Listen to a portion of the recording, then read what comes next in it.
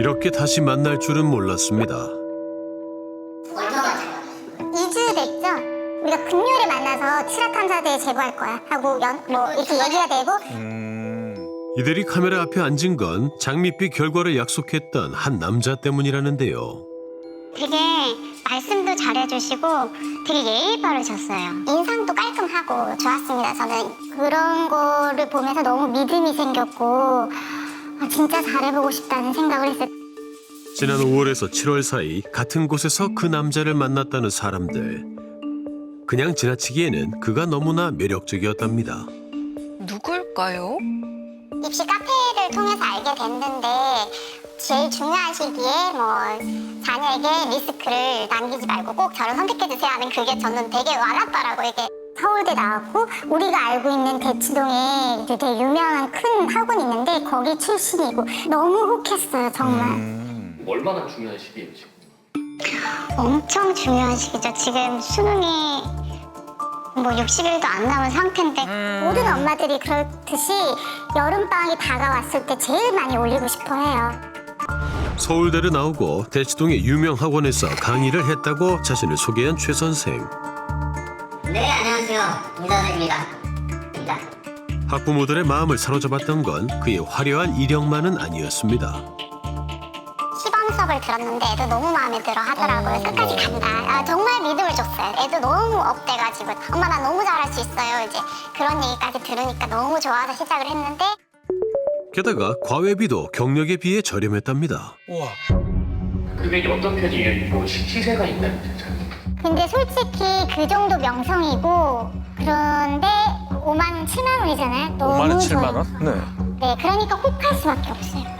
10만 원도 있고 시간당 15만 원도 있고. 오. 최 선생에 대한 전적인 믿음으로 시작한 수업. 그런데 과외가 시작되고 얼마 후 최 선생은 이상한 요구를 하기 시작했답니다. 뭐죠? 선생님이 지금 관리하는 학생들이 많고 그다음에 학원 강의도 나가야 되기 때문에 우리 아이 자리를 확보하기 위해서는 선입금을 해야 된다. 어차피 저희 아이가 수능까지 선생님이랑 같이 가야 되고 하니까 그냥 선생님을 믿었던 것 같아요. 믿고 싶었고. 하지만 그 믿음은 오래가지 못했습니다.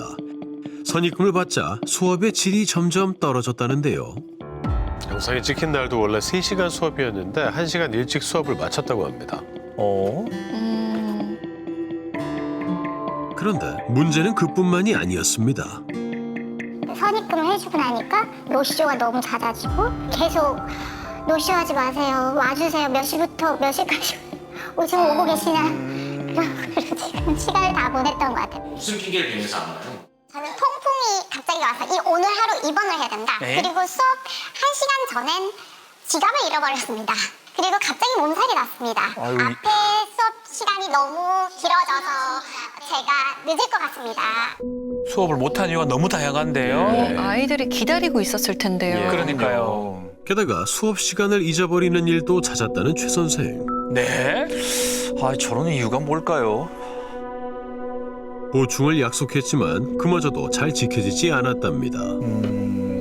사기일 것 같은데 하고 밤새서 고민을 하고 혹시 이거 저한테 거짓말 하시는 건 아니죠? 신원이나 좀 알려주세요 했을 때 그 사람이 그 링크를 바로 보여주면 너무 당당하게 검색하시면 나와요 라고 해서 최 선생의 모든 것이 의심스럽다는 학부모들. 그의 이력들은 정말 사실일까? 그가 강의를 했었다는 대치동의 학원을 찾아가 보았습니다. 실학감사대에서 왔거든요. 선생님이라고 있었나요? 뭐예요, 그분 도대체?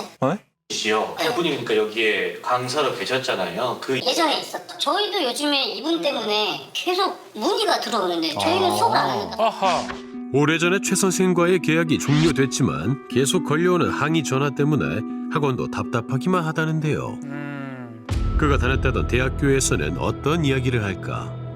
그 여기에 다녔던 14학번 라는 학생이 있는데 진짜 여기 다녔던 게 맞는지 저희가 좀 사실 여부만 확인하고 싶어서 왔거든요. 지금 그런 거는 지금 개인정보 때문에 저희가 지금 막 확인해 주시겠습니다. 증명서가 이런 형식으로 발급을 서울대에서 나오는 게 맞는지도 확인이 어려울까요? 포맷은 이런 거는 맞아요. 명문대에 입학은 했지만 졸업은 하지 못했다는 최 선생. 아하. 취재가 이어지자 강원도에서도 그에게 같은 방식으로 당했다는 제보가 들어왔습니다. 강원도요? 그녀는 최 선생이 애초에 수업을 할 마음이 없어 보였답니다.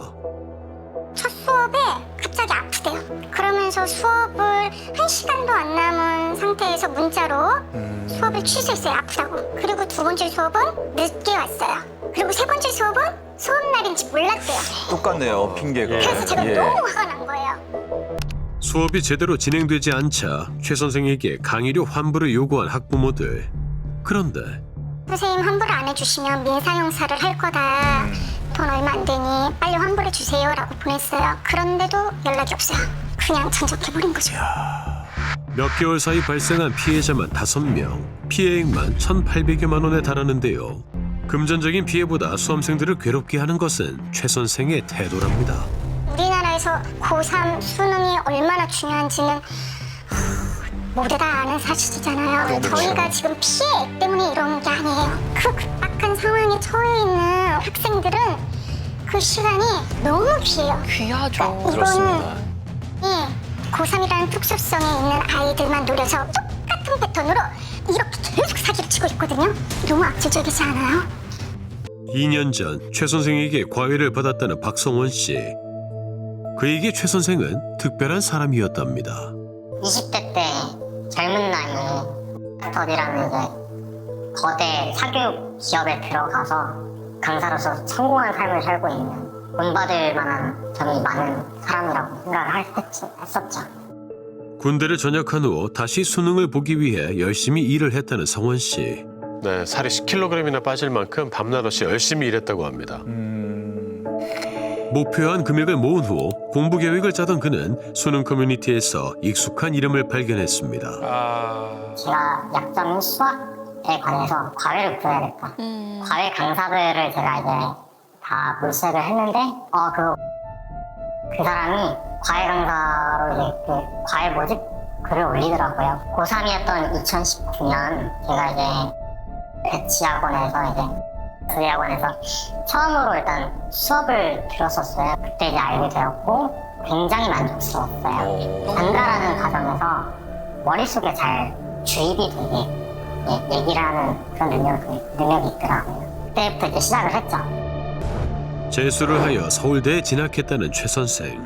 그렇기에 성원 씨는 그가 재수생인 자신의 마음을 더 잘 헤아려 줄 것이라 믿었습니다. 하지만 최 선생은 이상한 제안을 해왔답니다. 처음에는 이제 시급 7만 원으로 시작해서 나중에 뭐 시급 5만 원, 시급 4만 원 이렇게 줄여가면서 그렇게 할인을 해준 이유가 선불결제. 아이고 참. 자기가 부산에 출강하고 있는 학원에 스케줄을 이제 보고를 해야 된다. 그 보고를 하기 위해서 뭐 결제, 뭐 내역 이런 게 필요하다. 입금 내역이 필요하다 해가지고 3월부터 11월까지에 해당하는 그 금액 1,206만 원을 입금을 했어요. 한 달에 100만 원이 넘는 과외비를 받았던 최 선생. 그런데 본인이 받는 돈을 줄여가면서까지 선입금을 요구했답니다. 아이고 참. 과외비와 교재비를 포함해 1,000만 원이 넘는 돈이 입금되자 그의 태도가 180도 달라졌답니다. 1,200만 원 다 내고 난 이후 딱 그쯤에 맞물려서 그렇게 됐어요. 저한테 시험 문제 몇 분 주고 풀어봐라 하고, 근데 자기는 옆방 가가지고 책상에 엎어서 자고 있고, 그리고 자기 갑자기 배가 아프다, 집에 가야겠다, 장염 걸려서 집에 가야겠다. 그래서 수업을 2시간 일찍 끝낼 때도 있고. 그건 선생님으로서의 자질이 아니잖아요. 최 선생은 수업하기 직전 입원을 했다며 일방적으로 과외를 취소하기도 했다는데요. 참다 못한 성원 씨도 환불을 요구했답니다. 684만 원을 돌려받았어야 됐어요. 근데 그 중에서 어쨌든 2차례에 걸쳐서 총 200만 원을 돌려받았고 나머지 이제 484만 원 돌려받은 거죠. 아유 참. 200만 원을 돌려준 이후에는 연락이 되질 않았다고 합니다. 아유. 사기당하고 나서 그 다른 피해자를 연락을 했는데 제가 그 당시에 확실히 연락한 사람만 10명, 11명이었던 걸 기억을 해요. 2년 전에. 아이고. 다른 분들 다 똑같은 레퍼토리더라고요. 결국 최 선생을 과외 교습에 관한 법률 위반으로 고소한 성원 씨. 하지만 수사관이 한테 이제 연락을 이제 했는데 전화를 잘 안 받고, 그리고 걔가 사는 고시원 방에 갔는데 이미 방을 뺐고, 그래서 현재 어디에 사는지 모르니까 위치가 확인이 될 때까지 수사 중지를 하자라고 저한테 수사 중지 통지서가 날라왔어요. 아유 참. 결국 대학 진학에 실패한 성원 씨는 최 선생이 원망스럽기만 합니다. 솔직히 하는 데를 가고 못 가고 나중에 문제고 지금 집에서 가고 지금 힘들게 땡볕대고 막 이러고 하니까 좀 많이 괴로웠죠. 그런데 최 선생이 사라지고 얼마 후 성원 씨에게 이상한 문자 수십 통이 날아왔답니다. 에? 도박을 했다. 성몰카 합의금이다. 아 이게 무슨 일이지요 도대체?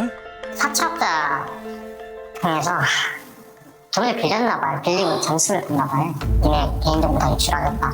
이건 심각한 범죄 아닙니까? 사채업자가 자기 인스타그램 아이디를 문자에 같이 넣어서 보냈어요. 들어가서 봤더니 이제 촬영증을 들고 사진 찍은 거 말하는 영상이 거기 흔히 박제가 돼 있더라고요. 저희는 무료만 원을 빌렸고 원장님, 실장님, 본장님, 그리고 어머님, 그리고 이제 여자친구 휴대폰에 있는 정보를 담보로 해서 돈 빌린 게 맞고 아이고. 이 영상을 봤으면 도와주길 바랍니다. 아니 입만 남겨두고 어디론가 사라진 최 선생. 그는 지금 어디 있을까? 어렵게 연락이 닿은 최 선생의 오랜 친구는 그의 사정을 조금은 알 것 같답니다. 아 무슨 일일까요? 자기가 나름 엄청나게 열심히 해서 서울대를 합격을 하고 어렸을 때부터 큰 돈을 벌다 보니 거만해진 게 분명히 있긴 하겠죠. 돈을 물시듯이 많이 쓰고 한 5년 동안 제가 알기로는 돌려막기 인생을 살았던 걸로 알고 있고 도박 아니면 그 선물 거래 아이고 참. 게다가 돈을 쓰는 방식도 이해할 수 없을 정도로 이상했다고 합니다. 그러니까 상식적으로 예를 들어서 내가 어떤 A라는 오피스텔을 살고 있는데 새로운 오피스텔로 이사를 가고 싶어서 이사를 가면 원래 살고 있던 집을 정리하고 가는 게 맞잖아요. 그렇죠. 근데 계약 기간이 한 6개월 정도 남았는데도 불구하고 B라는 오피스텔을 새로 계약을 하면서 이중으로 월세를 내고 돈에 이제 그거를 좀 많이 망각하게 된 건 맞는 것 같아요. 이해가 안 되네요. 제작진은 최 선생의 흔적을 쫓던 중 그가 올해 3월까지 일했다는 학원의 원장을 만날 수 있었는데요. 저희 동료 강사분한테 좀 어려움을 토하면서 경제적으로 좀 돈을 좀 빌려달라고 했고요. 이제 문제를 만들면서 이제 돈을 받기로 하고 그때부터 같이 한번 일을 했었습니다. 작년 2월부터 해당 학원에서 일을 하기 시작했다는 최 선생. 하지만 동료들에게 계속해서 금전적인 어려움을 토로했답니다. 근데 대체 왜? 부모님을 모시고 사는데 전세 사기를 당해가지고 되게 돈이 없었고 뭐 여기저기 돈을 끌어다 보니까 감당할 수 없는 수준의 빚이 쌓여서 막 자꾸 채무 이런 거 많이 힘들어서 되게 살기 힘든 상태라고 하더라고요. 맨날 돈 없다는 얘기도 했고요. 정산을 주차별로 달라고 매주 주시면 안 되냐 이런 요청은 뭐 그냥 시도 때도 없이 했던 것 같습니다. 대체 왜 이렇게까지 돈이 그러니까요. 필요했던 거죠? 그런데 지난 2월 예상치 못한 문제가 터졌답니다. 컴플레인이 학원에 굉장히 세게 들어왔거든요. 원장 선생님 허락을 받았다는 명목하에 한테 과외를 진행했는데 첫 번째 두 번 수업은 성실하게 진행을 하더니 돈을 받고 그 이후로부터는 계속 수업을 펑크낸다. 그러니까 학원 수강생들을 상대로 과외를 진행했다는 거잖아요. 맞습니다. 원장에게 허락받지 않고 몰래 과외 수업을 진행했다고 합니다.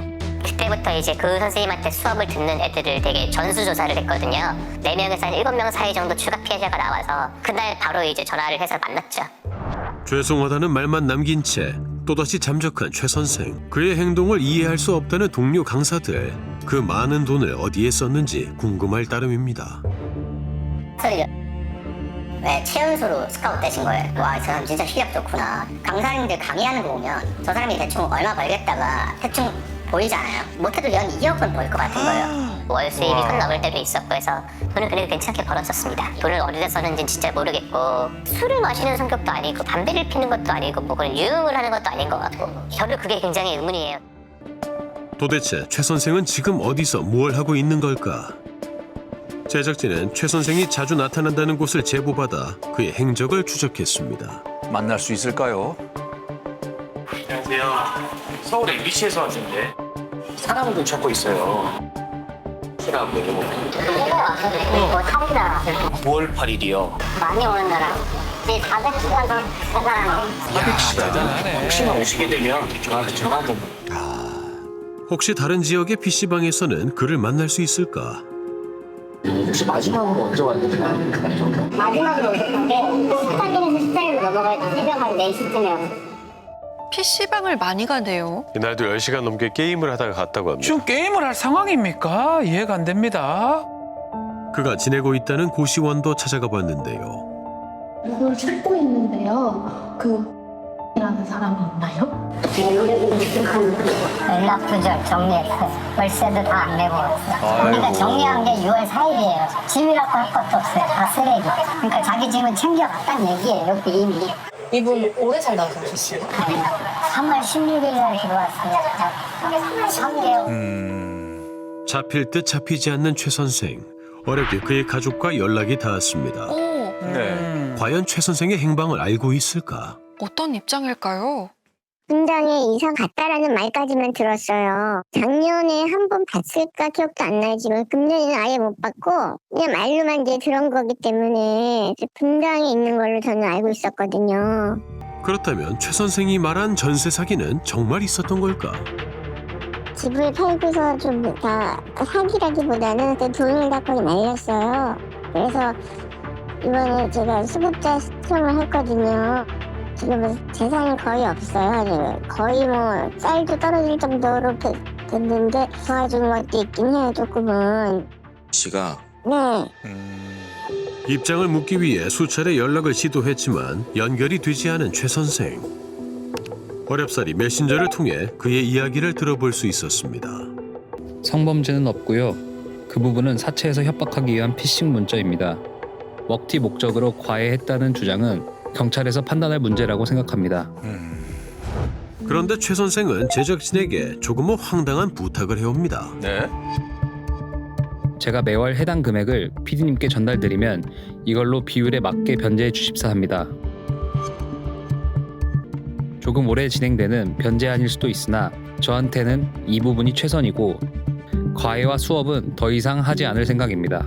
그 외의 방법으로는 어떤 일을 하든 해서 해결하려 합니다. 그렇다면 선입금 받은 과외비는 어디에 썼을까? 불법 사금융으로 2021년부터 고생 중이었습니다. 저도 과외비 문제가 터지기 전에 인생이 무너지기 시작한 계기라 저한테는 너무 힘든 부분이고 말씀드리기 좀 곤란합니다. 제작진이 돈의 사용처에 대해서 계속 물었지만 개인적인 일이라면서 대답을 피했다고 합니다. 제작진이 파악한 피해자만 10여 명. 지금도 입시 커뮤니티에서는 최 선생에게 당했다는 글이 올라오고 있습니다. 아이고. 아이고. 네 건이 접수됐어요. 4건이. 일단 고소가 그 법하고 뭐 합당하다 하면은 검토해가지고 같이 하면 될 것 같습니다. 연락은 됐어요. 연락이 됐고 조만간 조사 받으러 온다고까지는 확인했어요. 그분이 만약에 받기로 한 날짜에 안 나오게 되면은 또 수사가 안 이루어지는 상황이 발생할 수도 있는 거잖아요. 당장 안 되더라도 강제 수사를 해가지고 나중에 이제 조사를 할 수 있게끔 우리 자체적으로 그 수사는 진행되고 있습니다. 강제 수사하겠다는 거 보니까 경찰도 해당 상황 심각하게 보고 있는 것 같습니다. 네. 피해자들은 최 선생이 제대로 된 죗값을 치르고 똑같은 범죄가 더 이상 일어나지 않길 바랄 뿐입니다. 수능은 아이들이 12년을 마감하는 시간이잖아요. 이거 하는 날로 결정을 하는 게 엄마나 아이한테는 엄청난 압박으로 오고 또 그 하루하루 갈수록 정말 이게 피가 마른다는 느낌이 들고 있어요. 그렇죠. 간절함을 이용해 다시는 이런 짓 하지 않고 정말 자기 능력을 진짜 정말 간절하게 생각하는 학생을 위해서 좀 해줬으면 좋겠어요. 최 선생이 유수의 대학교를 다녔고 학원 강사로서도 능력이 출중했다고 하는데 아니 자신의 능력을 제대로 사용하지 못하는 게 너무나도 안타깝습니다. 네. 이 취재 기간 동안 파악된 피해자가 10명 정도 된다고 했잖아요. 피해자들은 어떻게 대응하고 있나요? 이제 피해 사실들이 다 종합이 되면은 함께 집단 고소를 진행할 예정이라고 합니다. 고소가 진행이 된다면 최 선생이 선입금 받을 당시에 수업을 정상적으로 진행할 의사나 능력이 있었냐가 사건의 핵심이 될 것으로 보이는데요. 과거에서부터 똑같은 방법으로 돈을 받고 잠적을 한 것, 또 이 시기가 수험생한테 매우 중요한 시기인 걸 알면서 하혜 선생이 안 했잖아요. 사기죄가 성립할 가능성이 커 보입니다. 네, 이번 사건의 최종 결과가 나올 때까지 실화탐사대가 지켜보겠습니다. 진짜 이야기를 찾아 떠나는 실화탐사대. 다음 주 목요일 밤 9시 더 놀라운 이야기들로 다시 찾아뵙겠습니다. 감사합니다.